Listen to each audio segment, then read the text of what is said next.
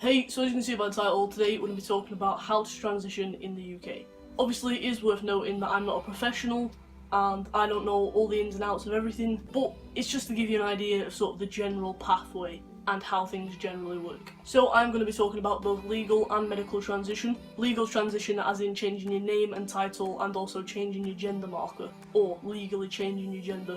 And then medical transition will be getting referred to a gender clinic, hormones, top surgery and bottom surgery. Now this will be probably ever so slightly lenient towards the trans masculine side of things, just because I know more about that specifically since I am a trans man. But this is just the general guidelines for everything, so it will apply to anybody who's not trans masculine or is trans feminine. And it will be very much focused on the NHS side of things. Privately, I don't know the ins and outs of, and there's different private places that you can go with, and generally it's just kind of you pay to do the same things a little bit quicker, or in some cases a lot quicker.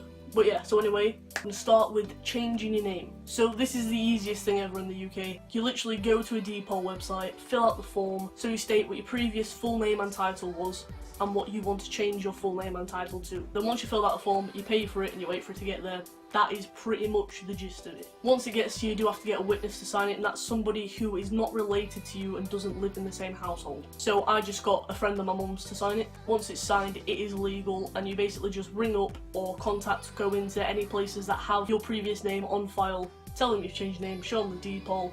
A lot of them will want to take a photocopy of it and they change it on the system, and then that's that. You can get free DPOLs on various different websites and in various different ways, but even though plenty of people have had success with them, if you're one of those people, that's fair enough, you've had success, but I would not recommend it to anybody who hasn't changed their name yet. The reason being that some places will and legally can refuse it because it doesn't have official certification and isn't an official legal document. So for the sake of paying a small amount of money, you might as well get the official one that you know that nobody's going to refuse and you're not going to have issues with. And I'll actually link in the description the website that I used, and I recommend it to everybody. It costs £15 on there, which is nothing, to be fair. It used to cost £150, now it costs £15, and it's a lot easier than in a lot of places. But yeah, for the sake of £15, you might as well not have these issues. Your gender marker. So changing your gender marker is just officially and legally changing your gender.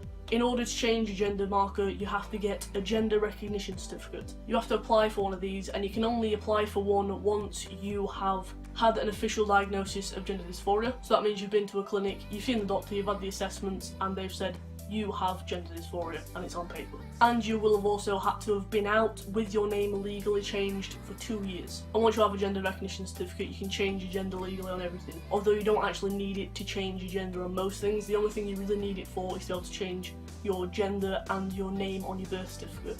Everything else can be normally changed by just a note from your doctor. You basically get your doctor to write a note saying that so-and-so is transgender, they have gender dysphoria, and is likely to stay in the preferred or chosen gender. However they word it, basically saying you're trans, you're still going to be trans forever, you are male or female, and you need to have your gender put down as that on whatever. So you can only do that with driving licenses, passports, that sort of thing, but again, you do need the gender recognition certificate to change it on your birth certificate, and also if you want to change your name on your birth certificate. So that's kind of the easier little legal thing. Now goes on to the medical side of things. So getting referred to a gender clinic. So through the NHS, basically if you want to transition medically, everything is going to be done through a gender clinic, so you need to be referred to one. You can get referred to a gender clinic by any doctor, and all you really need to do is set up an appointment with that doctor and say, hey, I want to be referred to a gender clinic. If you have a specific one in mind, make sure you tell them that you want to be referred to that specific one, but they should be able to just ask you a few questions and refer you there and then.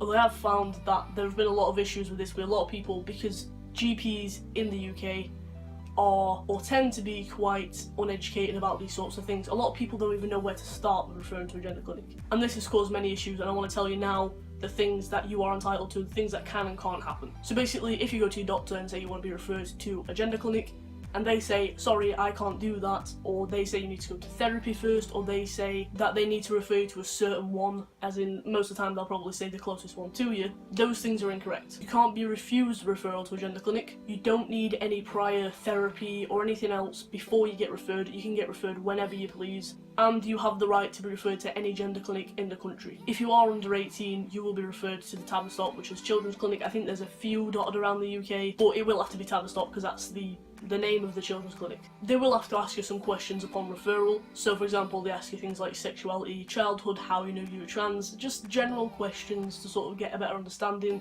and then they can send off the referral. But if they do say any of those things like you need therapy, or they can't refer you, or they won't refer you, that is illegal. Report the doctor, make sure you put in a complaint, see another doctor, and get referred as soon as possible. Starting hormones. So in order to start hormones, you will have had to have gone through the assessment period at your gender clinic. So as we know, on the NHS, the waiting times can be very long, anywhere sort of from 8 or 9 months to like 2.5, I think maybe 3 years, a few years, to get your first appointment. So the waiting times are long, but once you get seen, you'll start the assessment period. And that will essentially consist of being asked the same things as you will have done on your referral by a doctor, just by a doctor at the gender clinic, and a lot more in depth. I can't say exactly how it will go for every clinic because the guidelines have to be kind of the same, but they do operate slightly differently. So for example, for my clinic, you would need to have 2 appointments with 2 different doctors who will ask you the exact same questions. Just because they need to get 2 opinions, they'll liaise, they'll talk to each other, and I think it's about that point that you'll get diagnosed with gender dysphoria. So just provided that you've been through the assessment periods, they're happy, and they've diagnosed you with, they actually have to diagnose you with 2 things, which is gender dysphoria and transsexualism. Not keen on the second one, but it has to be done. And once they've done that, probably at the next appointment they can start talking about hormones and your options for that sort of thing. Top surgery. Now again, I'll be talking more from the point of view of a trans masculine person, but I would assume that this would be the same for any trans woman or any trans feminine person who wants to get chest surgery as well. Obviously it's kind of the opposite end of things, but it's, you know. So under the NHS guidelines, if you choose to start hormones, you can get referred for top surgery after, I think it's 6 months of being on hormone therapy. So once you've hit 6 months on T or 6 months on E, you can get referred for top surgery. Again, I'm not at this stage, I haven't even started hormones yet, so I don't know how the process works in terms of if you get to pick a surgeon, if they pick an available surgeon for you, or exactly the ins and outs. I just know that you have to wait that long for that. And bottom surgery. Now this one's a little bit different. This again is done through the NHS unless you go private, and I'm not sure about the exact things on this. I would assume that it would be the same sort of 6-month period after top surgery that you could get referred for bottom surgery if you would wish. Now with trans men, obviously there's 2 different types of bottom surgery, and then there's sort of a plethora of different options within that. And for trans women, as far as I'm aware, there is 1 type of bottom surgery with a plethora of different sort of methods and that sort of thing, as with the trans men one. But again, I'm not that far, so I don't know exactly what they'll ask you about. All I know is that it's done through there, and I would assume it would be either 6 months or 6 months to a year after having top surgery that they will refer you for that. Obviously, if you aren't starting hormones or if you aren't having top surgery, you know, on personal transition, it will be different to you, everything's on a personal basis. But for the general pathway, if you're starting hormones, you wait 6 months before you're referred for top surgery, or before you have the chance to get referred for top surgery, and then sort of the same thing for bottom surgery. But yeah, that's pretty much everything that I wanted to cover. Again, bear in mind, I'm not a doctor. Most of these things I haven't actually got to the stages of. I should be starting hormones sometime soon, but I haven't had top surgery, I haven't had bottom surgery, I haven't discussed those things yet, so, you know, this is just a general guideline of how things go. I would recommend, if you're just coming out, to get referred to a gender clinic as soon as possible, because as I say, the waiting times are ridiculous, let's be fair, but as soon as you get referred, you start waiting, so that wait started. As soon as you start the wait, the sooner it's over. If, for example, your parents or the people around you are sceptical and say that they don't want you to get referred because it's a bit too soon for them, I think it's important that you explain to them that all it's doing is putting you on that waiting list. By the time you get seen, they will have had plenty of time to come around to the idea and plenty of time to adjust, whether they do or not, again, an individual basis, but there's no point in putting off something that you're waiting for anyway. You're just delaying starting the wait, so that should give you a little bit of a boost. And also, I would also recommend getting your name legally changed as soon as possible as well, because it gets you a little bit closer to the gender marker. Obviously, don't change your name unless you're 100% certain that it is the right name for you. For me, I always had the name Jaden in mind since I was little, so I knew it was the right name for me, and I didn't sort of switch between names. But if you do that and you're not sure, that's absolutely fine.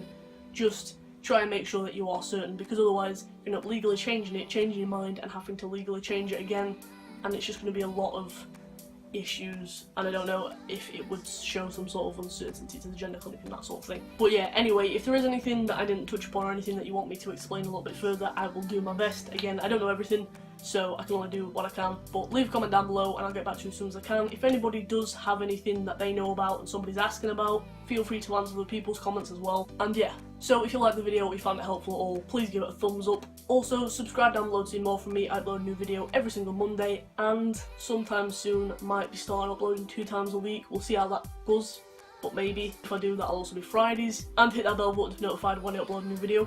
Also, if you want to, you can follow me on social media. It'll all be on screen now. It's all Jay's Journey FTM. Also, if you didn't know, I'm selling badges over on Depop. All the profit made from these and anything else on that Depop account will be going towards buying dysphoria alleviating products for people. So that'll be binders, packers, gaffs, anything else you can think of for trans feminine people, leave down below as well. And yeah, so if you want a badge, links down there. But yeah, so thank you for watching. Come on my journey, and I'll see you in the next video. Bye.